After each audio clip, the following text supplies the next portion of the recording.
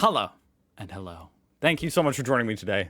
How you doing? Welcome to Last Week in Germany, where I, some American guy, am gonna kind of catch up on what happened last week in Germany using mostly Reddit, but also, well, the first thing I'm gonna check, just because I was actually about to check on my own accord right before recording, and I was like, you know what, I might as well just start the video.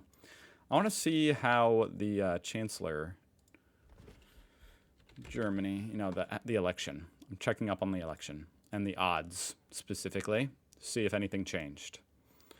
Okay, so nothing changed. Looks like it's still Mers way in the lead. Actually, if anything, his odds went down just a little bit. Yeah. Yeah, his odds have gone down just a little bit in the last week. Maybe that'll make things a little more interesting. But it still seems like a shoo-in to me, but we'll see. Things have seemed that way before and turned out to be not that way at all. Not that I don't want him to win or anything. I mean, I really don't. It's whatever you guys want. Why is everything an uncancelable subscription in Germany?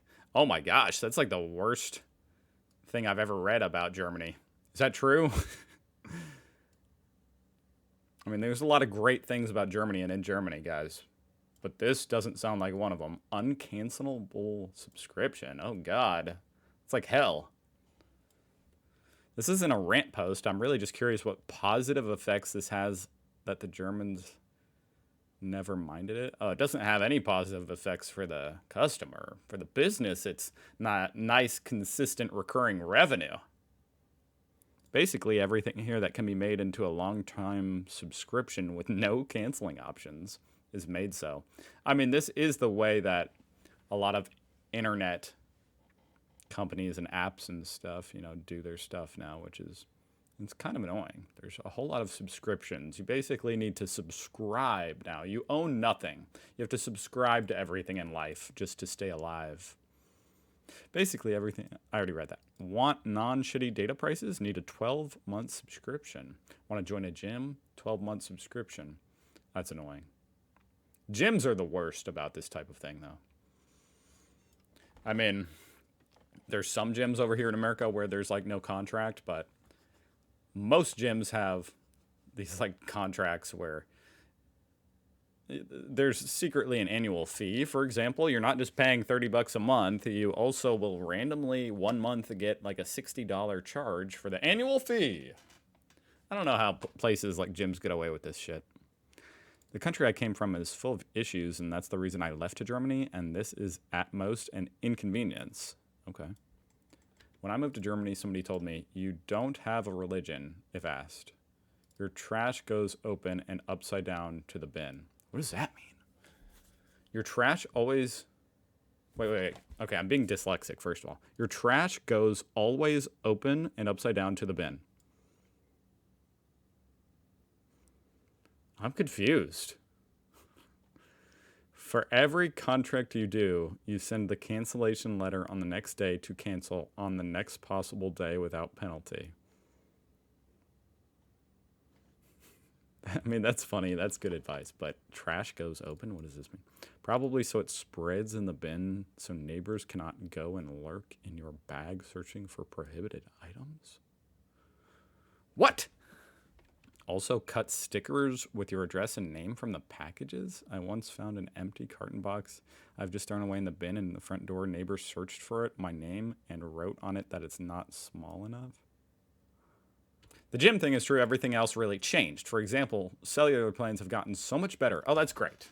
That's good. Okay, so this is getting better, perhaps. Probably because consumers, I think, are sick of the whole subscription model and being tied into contracts and stuff. That's why I use Mint Mobile. Not sponsored, but it's not like on a contract. I just buy it every like few months, and it works great. Anyway, during and way after Black Friday, there were deals as good or better than 12 months contracts, and especially now the laws have changed regarding automatic contract extensions. For example, for cellular plans on Wi-Fi, power, and gas, that's great. Where after your 12 months period, the contract can no longer be automatically renewed. Isn't that a scam? How can a contract be automatically renewed? That's almost like an oxymoron. how can you renew a contract? You like what? There's what? It's a contract. What, like, you need to sign off on that. I guess you signed off on it in the first contract. Fine for distance to the car in front. Huh? Whoa. So this got sent in the mail? Tailgating? You got a ticket in the mail for tailgating? So where's the car? Oh my gosh, this is wild. Does that say 20.4 meters? Oh, wow. So it uses markings on the road. That's pretty phenomenal.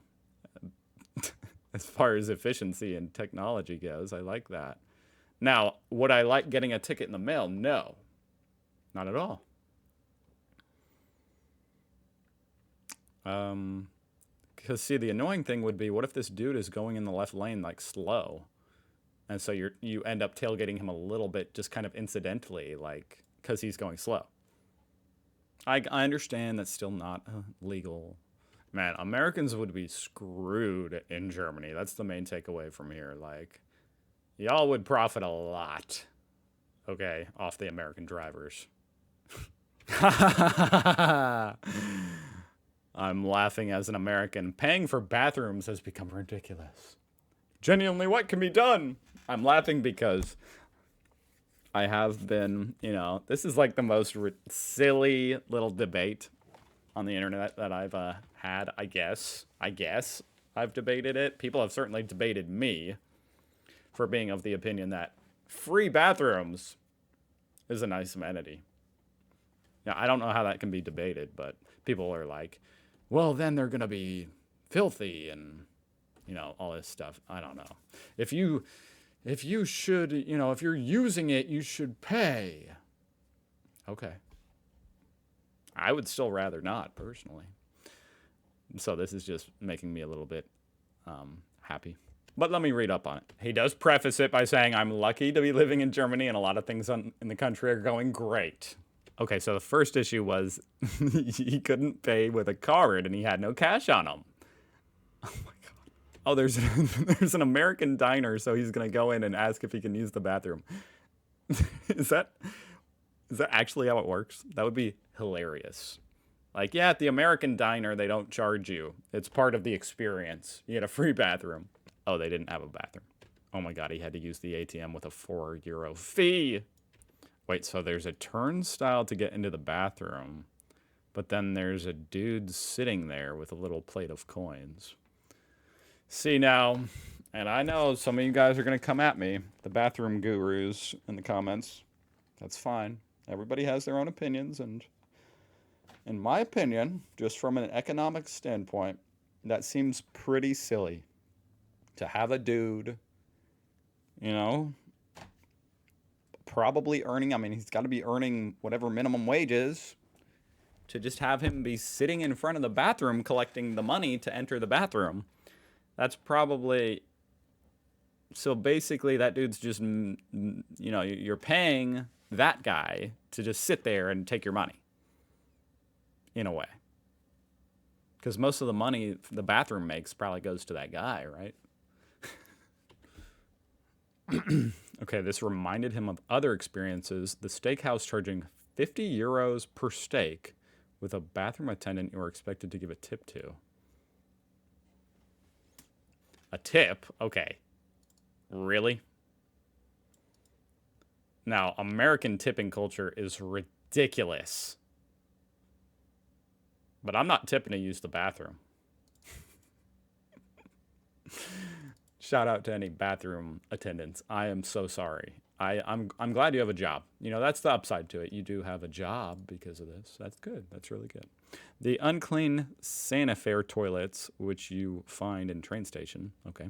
The time I walked into a restaurant needing to use the bathroom and they informed me it's customers only, even after I pleaded with them that it was an emergency.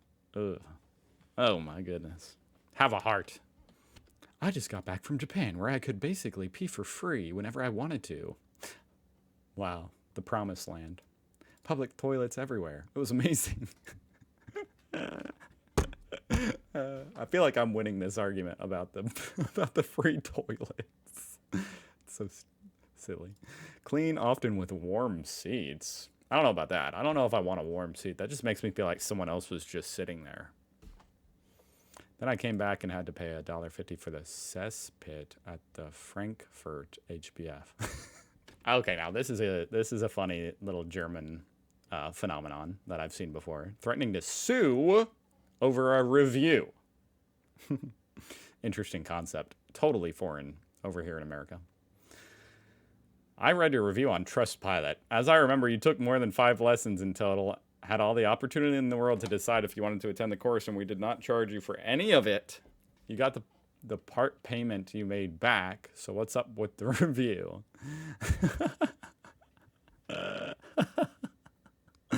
This is just so funny to me. It is, like, on one hand, it's funny because it just seems such overkill for a review. It's just a review. But also, people don't understand that reviews actually do have a large impact on a business. You do have a lot of power as a reviewer to have an impact on a business. You know, people read the reviews every day probably for the business and decide based off them whether they will or won't go. But it is still crazy, the idea of getting sued for a review. Like, I would be like, oh shit, well, I'm never leaving a review again. I will take legal action because this is totally not true. I gave you so much chance, something nobody else taking our course had, and you're still ungrateful.